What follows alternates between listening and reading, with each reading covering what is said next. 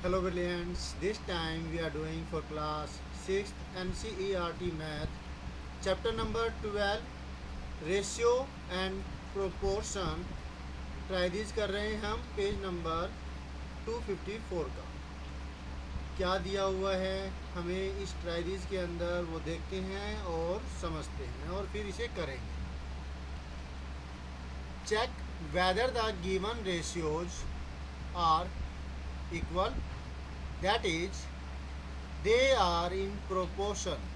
आपको चेक करना है कि जो नीचे रेशियो दे रखी है ये 5 रेशियोज क्या ये इक्वल है, जिसका मतलब है कि क्या ये प्रोपोर्शन में है। अगर कोई 2 रेशियोज इक्वल होगी तो इसका मतलब है कि वो प्रोपोर्शन में होगी, और अगर इक्वल नहीं होगी तो वो प्रोपोर्शन में नहीं होगी।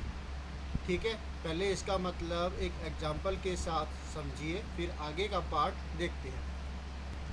जैसे कि हम ले लेते हैं 3 और 4, 3 रेशियो 4, और एक हमने ले ली 9 12।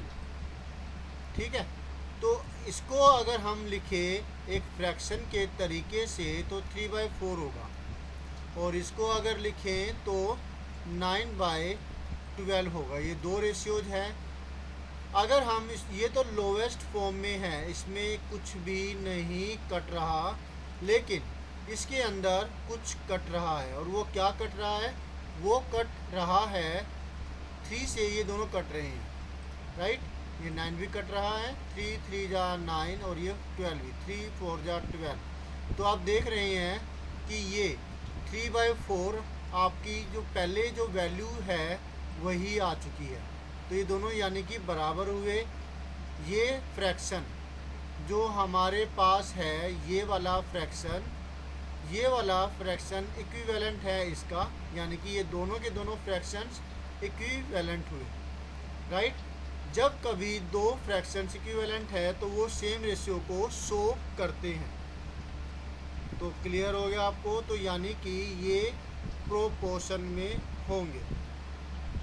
तो अब हम आगे का पार्ट देखते हैं। प्रोपोर्शन का मतलब आप समझ गए होंगे। अब एक एग्जांपल और लेते हैं कि जैसे मान लेते हैं कि मैंने लिया यहाँ पर 9/16 ले लिया, तो इसमें कुछ भी नहीं कट रहा, इसका मतलब, और ये भी लोवेस्ट फॉर्म में है, और जो ये है ये भी लोवेस्ट फॉर्म में है। दोनों के दोनों ये लोवेस्ट फॉर्म में है, लेकिन बराबर नहीं आ रहे, जिसका मतलब इक्विवेलेंट नहीं है, जिसका मतलब ये प्रोपोर्शन में नहीं होंगे। क्लियर है? ओके। तो अब उसको ध्यान में रख करके इफ़ यस, अगर हाँ, अगर प्रोपोर्शन में है, then write them in the proper form. तो फिर इसे आप प्रॉपर फॉर्म में लिखिए। प्रॉपर फॉर्म का मतलब हुआ कि इसको आप ऐसे लिखेंगे। अब 3/4 और ये 9/12 जो थे ये सेम आए थे, तो इसकी प्रॉपर फॉर्म क्या होगी? 3/4, फिर डबल रेशियो ऐसे आएगी, प्रोपोर्शन के लिए आती है ये 9/12 प्रोपोर्शन, राइट। इसलिए प्रॉपर फॉर्म होगी। इसको आपको ऐसे लिखना होगा अगर ये सेम नंबर, सेम फ्रैक्शन को डिनोट करते हैं इस फॉर्म में करने के बाद। ओके, होप सो आपको क्वेश्चन अच्छे से समझ में आ गया होगा। तो अब ये पांचों के पांचों पार्ट 1 बाय 1 करते हैं और देखते हैं कि कौन से प्रोपोर्शन में है और कौन से प्रोपोर्शन में ये रेशियोज नहीं है।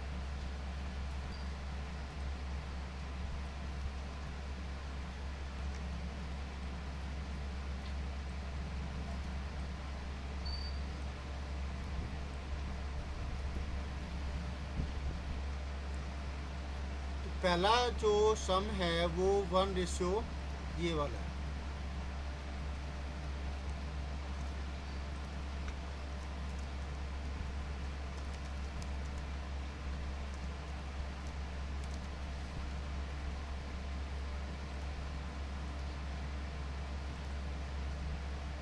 1:5 and 3:15.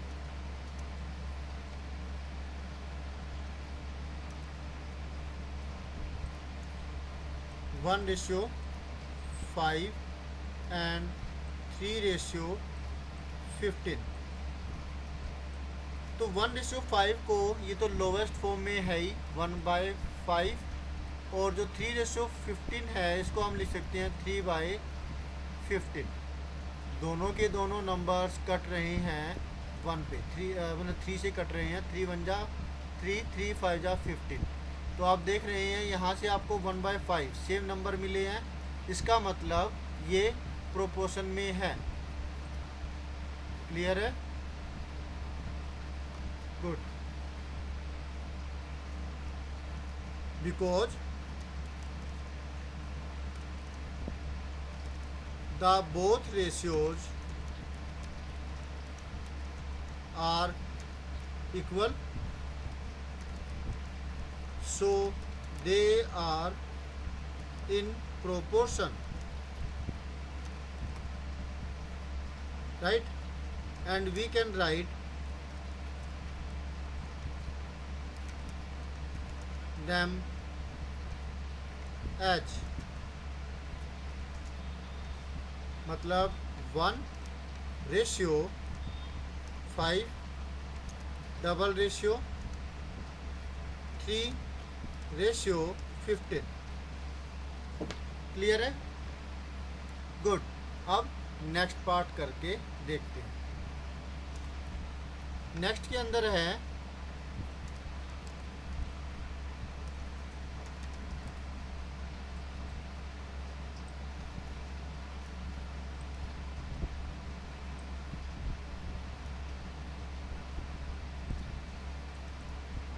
सॉल्यूशन 2.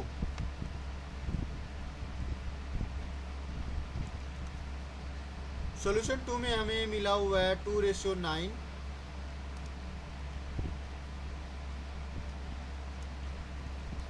एंड 18:81. अब इसको काट करके देखते हैं कि क्या आता है, क्या ये इक्वल आते हैं.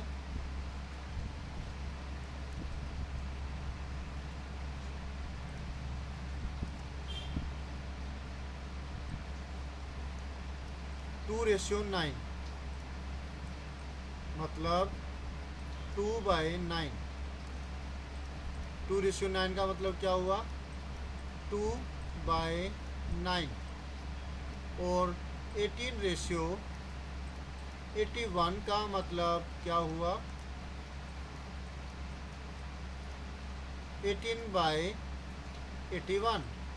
9 से कट रहा है ये 9 9 जार, और 9 2 जार एंड 9 9 जार. 2/9. यहाँ पर भी 2/9 मिल रहा है, दोनों में 2/9 मिल रहा है. इसका मतलब कि ये इक्वल है, राइट?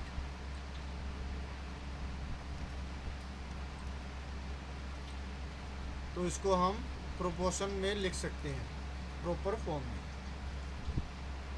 तो इसको जैसे हमने ऊपर वाले सम में लिखा था जो स्टेटमेंट, वही चीज़ हम यहाँ भी लिख देंगे.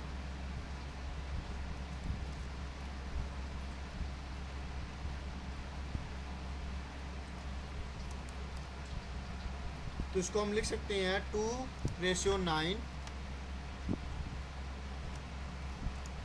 डबल रेशियो 18 प्रोपोर्शन मतलब 18:81. ठीक है, ये प्रॉपर फॉर्म में लिखा है. अब नेक्स्ट पार्ट, थर्ड पार्ट करके देखते हैं. यहाँ ये नंबरिंग अपने आप बाय डिफ़ॉल्ट ले लेते हैं.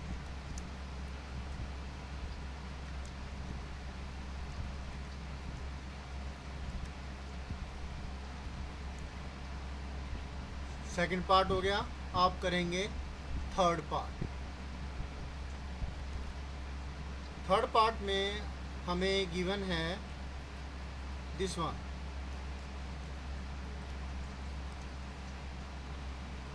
(15:45 एंड 5:25। इसको वैसे ही करके देखते हैं। 15:45, मतलब इसको हम लिख सकते हैं 15/45। कट रहा है ये 15 की टेबल के ऊपर ही। 15 1 जा 15, 15 3 जा 45, मतलब 1/3। और जो नेक्स्ट नंबर है वो है 5:25, मतलब 5/25। 5 से कट रहा है ये। 5 1 जा 5, 5 5 जा 25। इसमें मिल रहा है आपको 1/5 और इसमें मिल रहा है 1/3। ये दोनों इक्वल है क्या, आप बताओ? क्या ये दोनों इक्वल है? नहीं ना, इसका मतलब ये प्रोपोर्शन में नहीं है।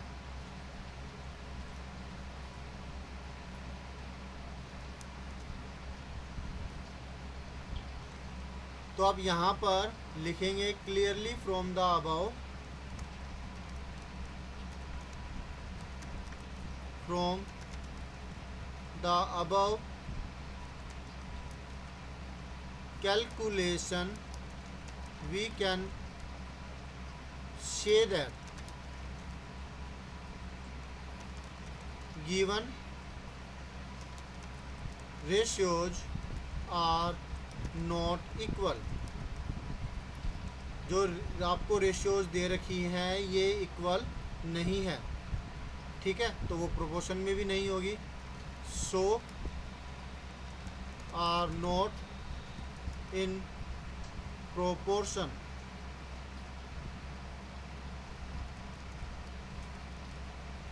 राइट, तो ये थर्ड पार्ट हुआ, ये प्रोपोर्शन में नहीं है। पहली दो जो रेशियोज थी आई हुई थी, पहले दो समूह के अंदर रेशियोज, वे प्रोपोर्शन में थी और उनको हमने प्रॉपर फॉर्म में लिखा भी था। लेकिन ये वाली जो है थर्ड वाली, ये नहीं है। अब ये this one fourth,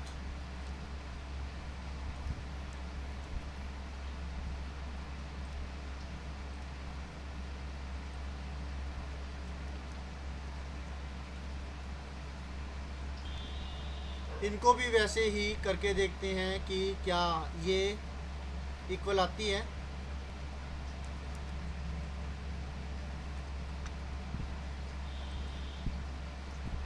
four ratio 12,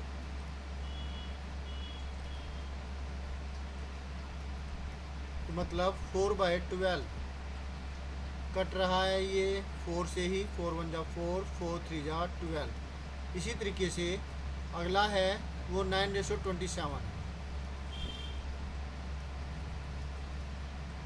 इसको काटें अगर हम, तो 9 की टेबल में कट रहा है ये। 9 1 जा 9, 9 3 जा 27। तो यहाँ पर भी आपको 1/3 मिल रहा है।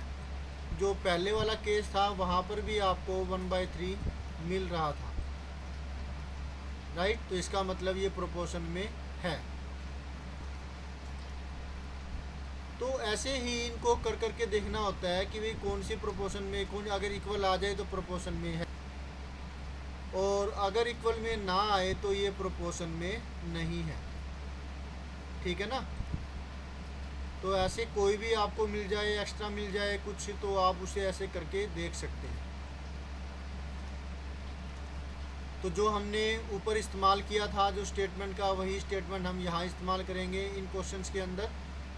2 में 3 में आई थी क्या?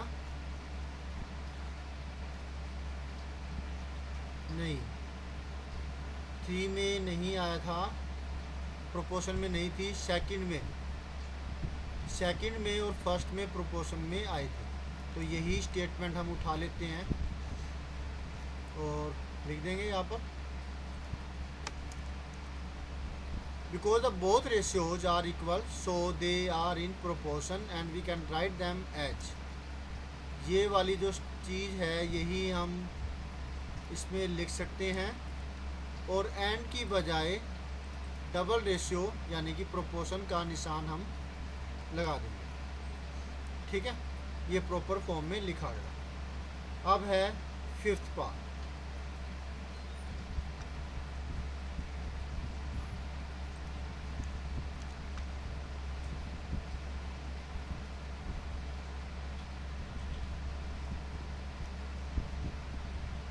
फिफ्थ पार्ट में हमारे पास है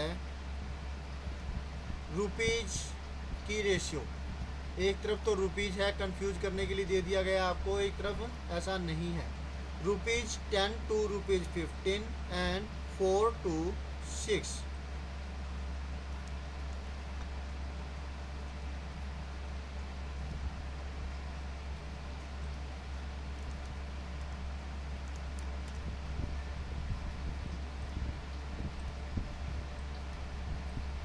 This one।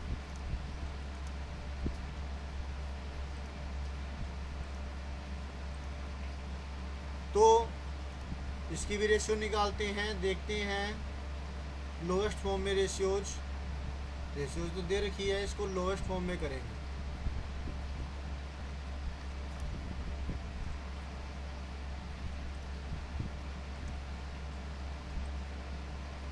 ₹10 to ₹15 अपॉन में ₹15। रुपीज से रुपीज कट जाएगा, काट के नहीं दिखाना आपने, 5 से कट रहा है ये, 5 से काटेंगे तो 5 2 जा 10, 5 3 जा 15, आपको मिलता है 2/3। ठीक है। और जो नेक्स्ट पार्ट के अंदर 4:6 मिला हुआ है, 4/6 लिखेंगे। कट रहा है ये भी, 2 2 जा 4 एंड 2 3 जा 6। यहाँ भी आपको 2/3 मिला है, कॉन्ग्रेचुलेसन, ये भी प्रोपोर्शन में हुआ इसका मतलब।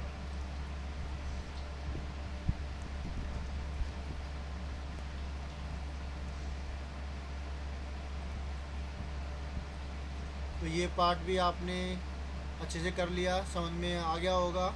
लोवेस्ट फॉर्म में हमने इसको किया, वही जो स्टेटमेंट ऊपर इस्तेमाल की थी वही चीज़ यहाँ पर भी इस्तेमाल कर लेते हैं।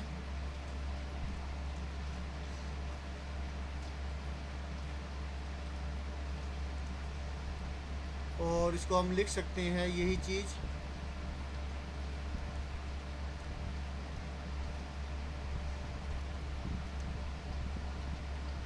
₹10 रेशियो ₹15। और ये जो रुपीज़ का निशान है ये हम हटा देंगे, और इसी तरीके से ये वाला 10:15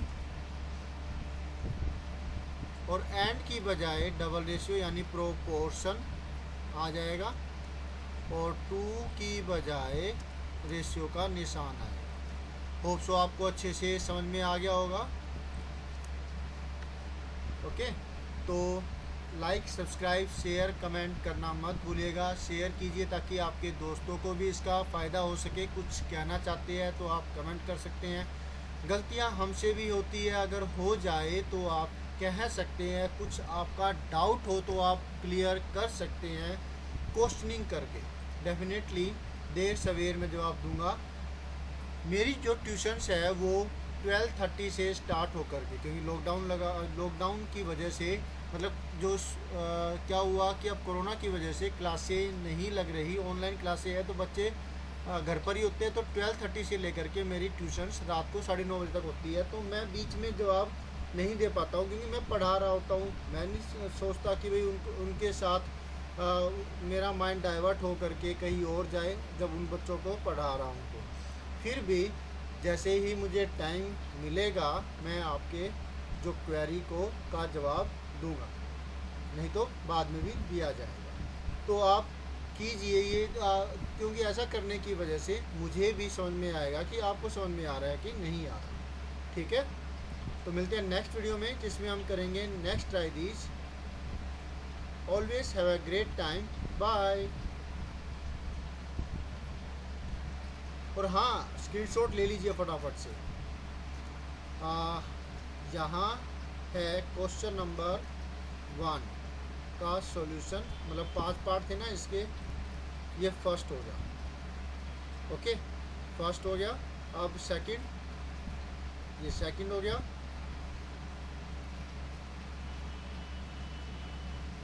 थर्ड, फोर्थ, और ये रहा फिफ्थ। बाय।